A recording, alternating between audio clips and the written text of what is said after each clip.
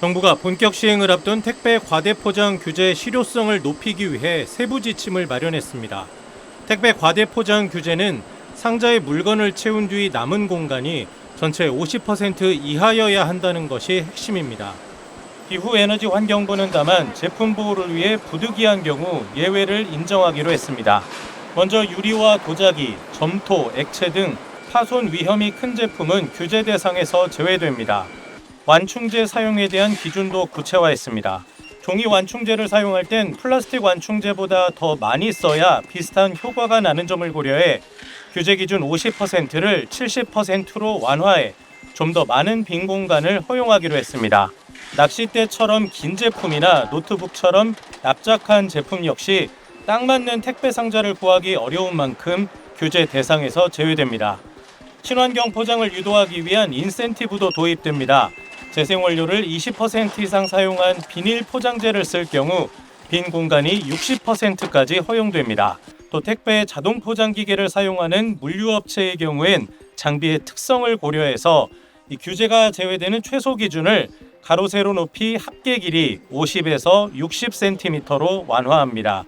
과태료는 1차 위반 시 100만 원, 2차 위반 시 200만 원, 3차는 300만 원입니다. 기후부는 이번 고시 개정안을 내일부터 오는 25일까지 행정 예고하고 의견 수렴을 거쳐 다음 달 안에 확정할 계획입니다. 택배 과대포장 규제는 지난 2024년 4월 30일 시행됐는데 2년간의 계도 기간이 부여되며 단속이 이루어지지 않았습니다. 기후부는 올해 계도 기간 추가 연장 없이 단속에 들어갈 계획입니다. 다만 이번에 여러 예외 조항을 마련하면서 유명무실한 규제가 될 것이라는 의견도 나오고 있습니다. SBS 박세용입니다. 쿠팡에서 주문한 초콜릿 과자 묶음 상품이 하나하나 개별 상자로 배송된 사연이 온라인 커뮤니티에 올라와 논란이 일고 있습니다. 지난 5일 한 SNS 플랫폼엔 쿠팡아 지구한테 사과해라는 문구와 함께 사진이 담긴 게시물이 올라왔습니다. 게시글 작성자는 초코바 15개 묶음 한 세트를 주문했는데 실제 배송은 초코바 하나당 상자 하나로 이루어졌다고 적었습니다. 실제로 공개된 사진에는 중형 상자 수십 개가 현관문 앞에 차곡차곡 쌓여 있었습니다. 상자를 뜯어보니 그 안에 들어있던 건 60g짜리 초코바 하나. 상자 안에 충분한 여유 공간이 남았습니다. 한 개짜리를 15번 산 것도 아니었습니다. 작성자는 15개 묶음을 산 것이라며 구매 내역을 인증했습니다. 작성자는 지인이 직장에서 직원 간식으로 주문한 것이라며 상자 포장을 하나하나 뜯느라 매우 귀찮고 황당했다고 전했습니다. 누리꾼들은 심각한 자원 낭비라며 비판했는데요. 쿠팡의 과대 포장 논란은 이번이 처음이 아닙니다.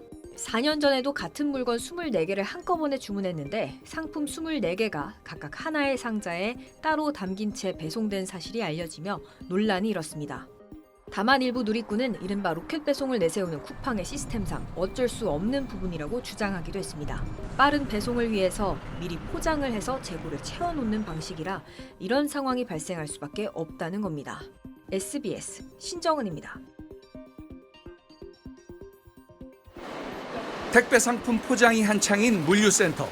바삐 돌아가는 라인에서 고객 주문 상품을 빠르게 담아야 하다 보니 상품과 포장 상자의 크기를 일일이 맞추기 어렵습니다. 고객들이 한 개를 주문할 수 있고 2종 상품들을 다양하게 주문할 수 있으니까 딱딱 맞춰내기가 쉽지가 않은 거죠. 택배를 받아보면 상품 크기에 비해 상자가 터무니없이 큰 경우가 적지 않습니다. 노트 2권인가 시켰었는데 그게 이제 맨 처음에 되게 큰 박스에서 와가지고 쓰레기 배출 좀 심하게 되겠구나. 이런 과대 포장을 막기 위한 규제가 내년 4월 시행됩니다. 상품 판매 기업이나 유통업체들의 준비 부족 등을 이유로 한 차례 유예했는데 더는 미루지 않겠다는 겁니다.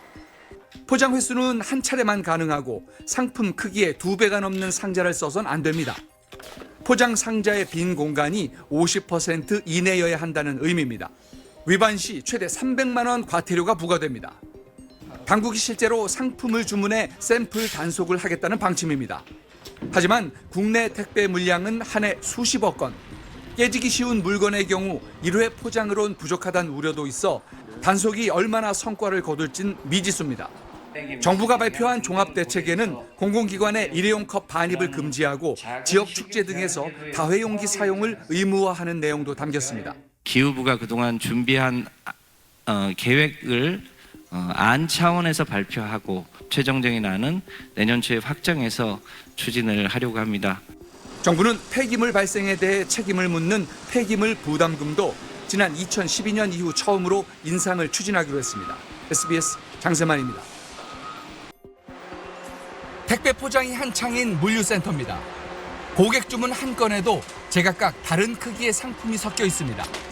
어떤 크기의 포장 박스를 쓰느냐, 또 어떤 순서로 상품을 담느냐에 따라 과대 포장이 될 수도 안 될 수도 있습니다. 정부는 포장을 할 때 빈 공간이 50% 이내가 되도록 하고 포장 횟수도 한 차례만 하라고 규제하고 있습니다. 이걸 지키려면 최적의 포장 박스를 찾아내야 하는데 이런 문제 탓에 개발된 게 3차원 포장 공간 최적화 시스템입니다. 우선 컴퓨터가 상품 크기를 3차원으로 계산합니다.